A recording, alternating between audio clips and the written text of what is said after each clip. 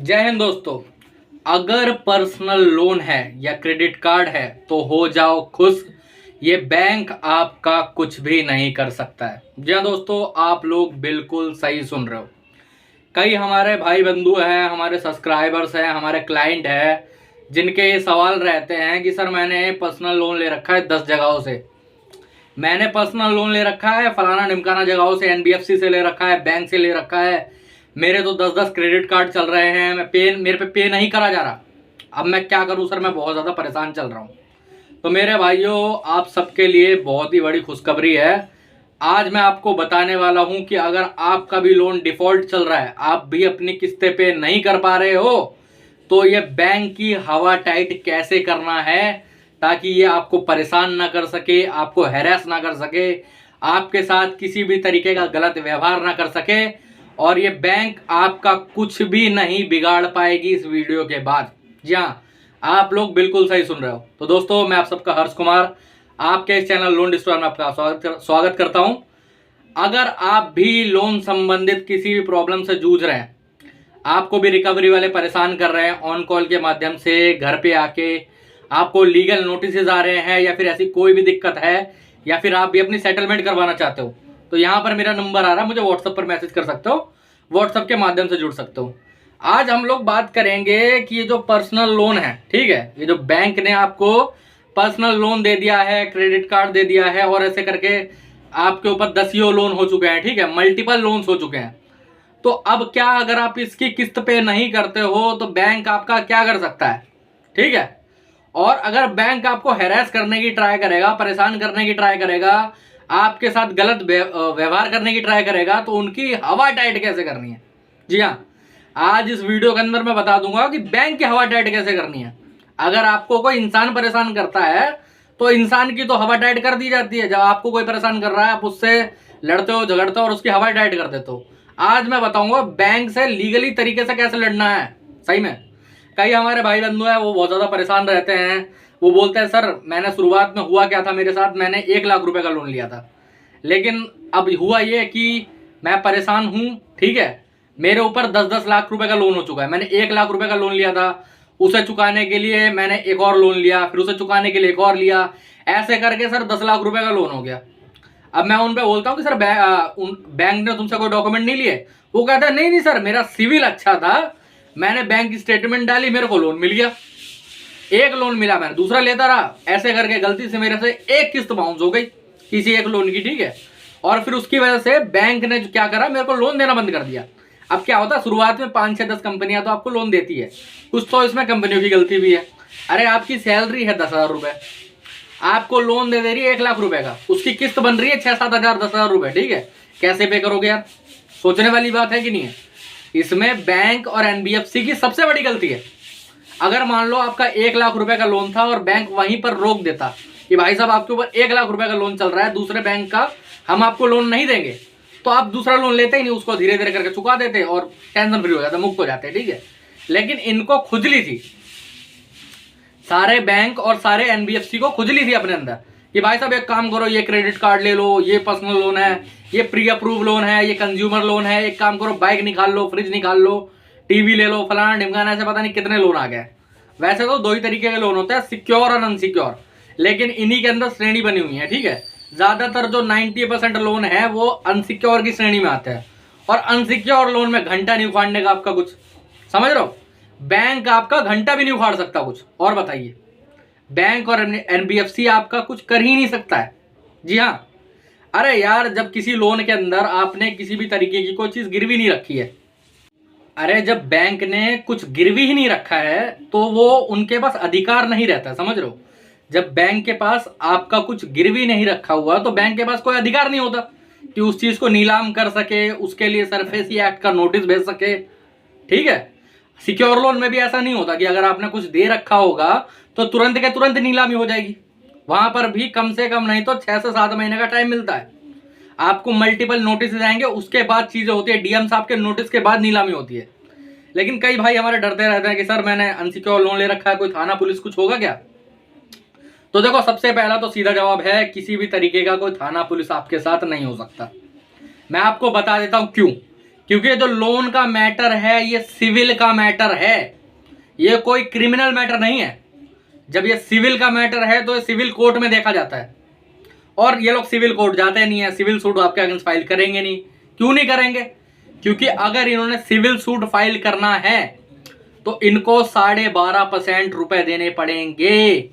मान लेते हैं आपका लोन अमाउंट है 5 लाख रुपए, अब 5 लाख का 12.5% हो गया अपना 50 लाख प्लस, ठीक है 60,000 मान के चल लेते हैं, 60,000 रुपए मान के चल लेते हैं 5 लाख का। अरे यार 5 लाख रुपए तो डूबे डूबे हैं, 60,000 रुपए लोग कहां से देंगे बैंक पे, और कौन देगा? बैंक के पास फंड ही नहीं होते इतने, तो इसीलिए वो सिविल सूट फाइल नहीं करते। और अगर सिविल सूट फाइल कर भी दिया तो इसकी कोई गारंटी नहीं है केस कब तक चलेगा। हो सकता है आप अभी 30 साल के हो, ये जो केस है ये आपके रिटायरमेंट के बाद बंद हो, ठीक है।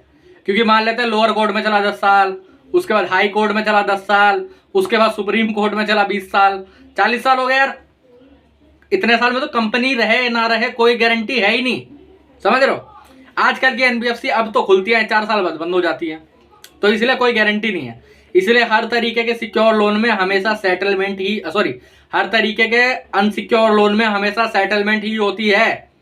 सिक्योर लोन में भी सेटलमेंट होती है, और बताइए, सिक्योर लोन में भी सेटलमेंट होती है, लेकिन हाँ उसमें मेहनत बहुत लगती है, आपको डिस्काउंट ज्यादा नहीं मिलेगा, आपको डिस्काउंट बहुत कम मिलेगा, ठीक है। और अलग अलग तरीके होता है, किस सिनेरियो में होता है ये मैं आपको पर्सनली बता सकता हूँ, वीडियो बहुत लंबा हो जाएगा वरना, ठीक है। अलग अलग सिनेरियो होते हैं कि भाई साहब कौन से सिनेरियो के अंदर, एक सिनेरियो में आपको बता देता हूँ। मान लेते हैं आपकी एक मोटरेज प्रॉपर्टी है, ठीक है, आपने उसके ऊपर लोन ले रखा है, मोटरेज लोन ले रखा है एक, वो सिक्योर लोन की श्रेणी में आ गया। आपका आपके भाई के साथ झगड़ा चल रहा है उस प्रॉपर्टी को लेके, ठीक है, केस चल रहा है सिविल कोर्ट में, तो अब वो जो केस है वो अटका हुआ है, बैंक उसके ऊपर कुछ कर नहीं सकता, तो बैंक हमेशा सेटलमेंट ही करेगा फिर, ठीक है।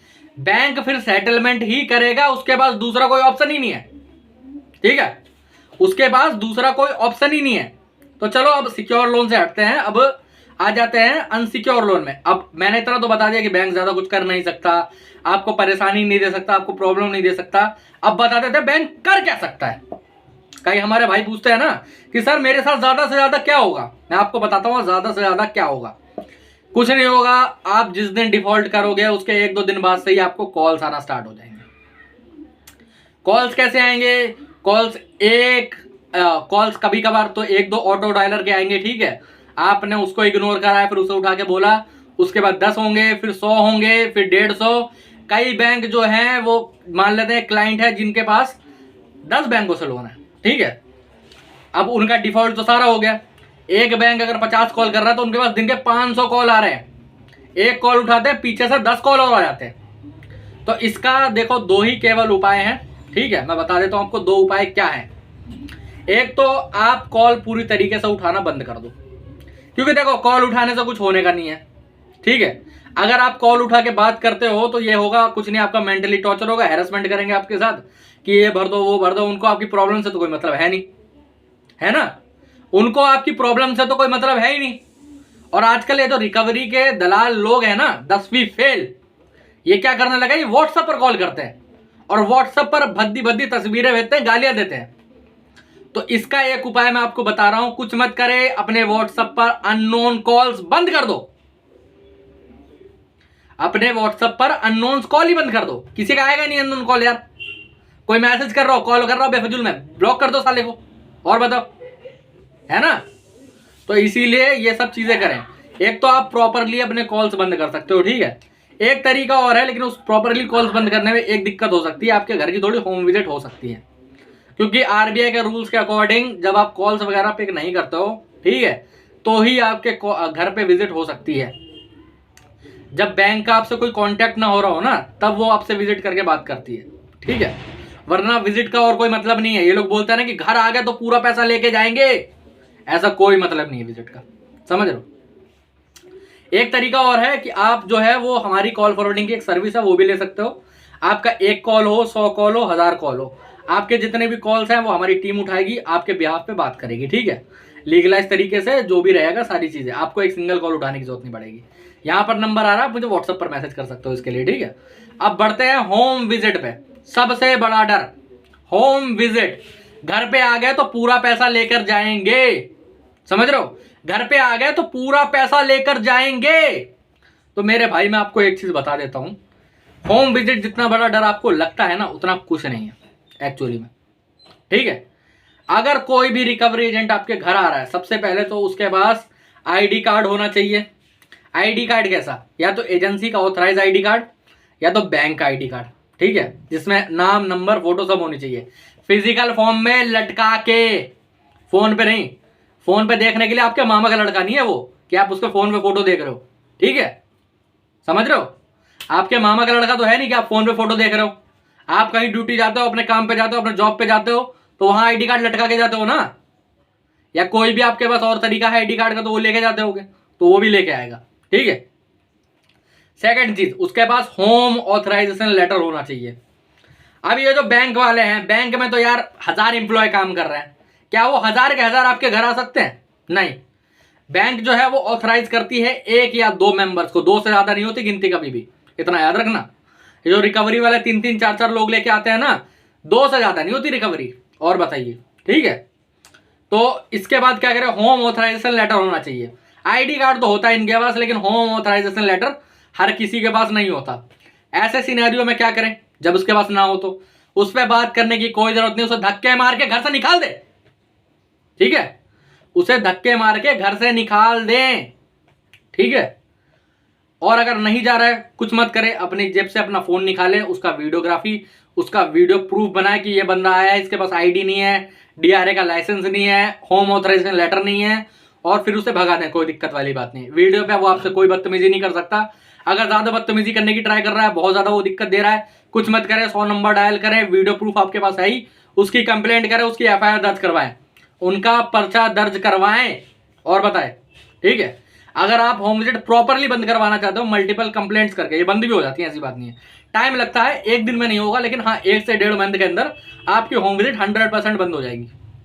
कैसे होगी, मल्टीपल कंप्लेंट्स करनी पड़ेगी, बैंक को, आरबीआई को, और अलग अलग तरीके से, और 2-4-5 कंप्लेंट है वो करनी पड़ेंगी आपको। वो आप हमसे भी करवा सकते हो, यहाँ पर नंबर आ रहा है, व्हाट्सएप पर मैसेज कर सकते हो, ठीक है। चलिए वीडियो में आगे बढ़ते हैं। अब तीसरी चीज जो सबसे बड़ा डर है, ठीक है, होम विजिट के बाद एक डर और है जो लोग बहुत ज्यादा डरते हैं, लीगल नोटिस। लीगल नोटिस, तो मेरे भाइयों मैं आप सबको एक चीज बता देना चाहता हूं, आपको किस प्रकार का लीगल नोटिस आ रहा है, सबसे पहले तो ये चेक करें, ठीक है। किस प्रकार का लीगल नोटिस आ रहा है, सबसे पहले तो ये चेक करें, क्योंकि आजकल क्या हो रहा है, 90% लीगल नोटिस फेक हैं। अभी तो खबर आई थी, कुछ आर्बिट्रेशन के अवार्ड तक फेक हैं, समझ रहे हो।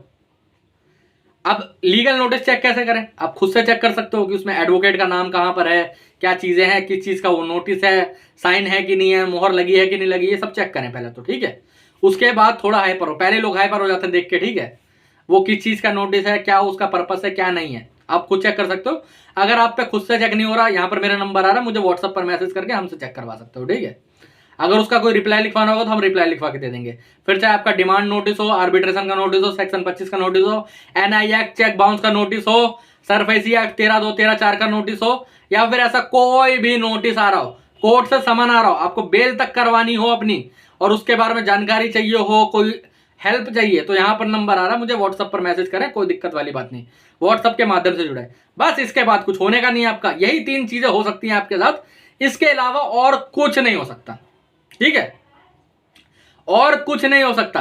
कोई आपके साथ थाना पुलिस नहीं होगा, आपके ऊपर कोर्ट केस भी अगर ये सेक्शन 25 का डालते हैं, क्रेडिट कार्ड में देखो सेक्शन 25 का केस हो नहीं सकता क्योंकि उसमें ईसीएस नहीं लगा हुआ। पर्सनल लोन में भी अगर करते हैं तो सेम डे बेल है, कोई दिक्कत वाली बात नहीं, बेलेबल ऑफेंस है, सेम डे जाइए बेल लीजिए, उसके बाद टेंशन फ्री हो जाइए, केस को चलने दो यार, सेटलमेंट हो जाएगी उससे पहले। और हमेशा जो सेटलमेंट है वो राइट ऑफ के बाद ही आपको अच्छी डील मिलेगी, राइट ऑफ के बाद ही आपको अच्छी डील मिलेगी, ठीक है। ये सब कई भाई लोग पूछते हैं ना कि सर हमें डील कब मिलेगी अच्छी, 10 से 20% के बीच में कब सेटल होगा, तो राइट ऑफ के बाद होगा आपका सेटल 10 से 20% में, ठीक है। तो इसलिए टेंशन ना ले, यही चीज आपके साथ हो सकती है और कुछ नहीं हो सकता। अगर इसके बाद भी आपके साथ कोई प्रॉब्लम है, आपको कोई रिकवरी वाला बहुत ज्यादा परेशान करके रखा हुआ है, होम विजिट हो रही है बहुत ज्यादा, लीगल नोटिस आ रहे हैं, और कोई आर्बिट्रेशन का नोटिस आ रहा है, सेक्शन 25 का आ रहा है, डिमांड नोटिस आ रहा है, चेक बाउंस का नोटिस आ रहा है, या फिर ऐसा कोई भी सरफेसी एक्ट 13(2), 13(4) का नोटिस आ रहा है, कोई भी ऐसी दिक्कत है, कोई भी ऐसी परेशानी है, हमसे जुड़ना चाहते हो, हमसे मिलना चाहते हो, हमसे बात करना चाहते हो, कोई भी ऐसी आपके पास प्रॉब्लम है, आपको अपना लोन सेटल करवाना है 10 से 20% में, तो यहां पर मेरा नंबर आ रहा है, आप व्हाट्सएप पर हमें मैसेज कर सकते हो। आज की वीडियो यहीं पर समाप्त होती है। इसके बाद भी अगर कोई सवाल जवाब है तो कमेंट सेक्शन में पूछ सकते हो हमसे, कोई दिक्कत वाली बात नहीं है। वरना आपके लिए सबसे बेटर ऑप्शन है आप हमें व्हाट्सएप पर मैसेज करें, ठीक है।